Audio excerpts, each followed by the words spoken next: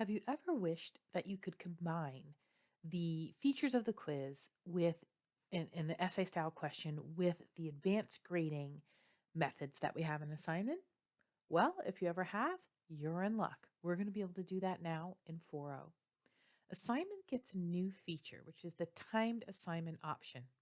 With timed assignments, we can set a specific time limit that someone has to meet in order to complete this assignment. So, much like we have with a quiz where we can say you have a maximum of 60 minutes in here, we can do the same now with assignment.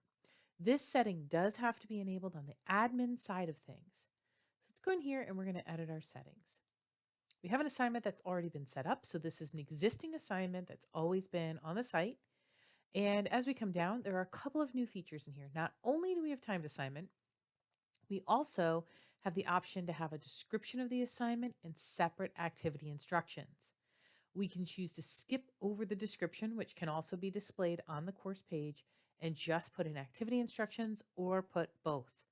This helps us to differentiate. Perhaps I want students to know that this assignment is coming up and they're going to need to refer to a text or a passage that we've already read. In the activity instructions, I can drill down even further and give very specific instructions about what I'm expecting from my learners. As always, I can attach files. When I come down to availability, though, I have the option to allow my submissions from the due date and the cutoff date. So if this is something that's going to span over, a week. So let's say that this is going to start on November 1st. We can make those changes here. This again is an existing assignment, so I can make the changes. And what you're going to see here is that nothing about my existing assignment has changed. Everything did carry over for me, which is important. This is a question that comes up often, which is whether or not we're seeing any changes inside the actual assignments or activities. And the answer there is no, but I am seeing those new features. So I'm going to give my learners the opportunity to complete this assignment at any point during these 6 days between November 1st and November 7th. However, I want to set a time limit. So once they start this, they have 60 minutes to complete it. So now we're bringing in the assignment features, things like being able to use the PDF annotator, being able to grade via rubric or grading guide, or even simple direct grading if we'd like to, but also having the same option we currently have on quizzes, which is there's a time limit at the time you start. This is a nice feature, especially if we want to have written assessments for our students and we want those to be timed.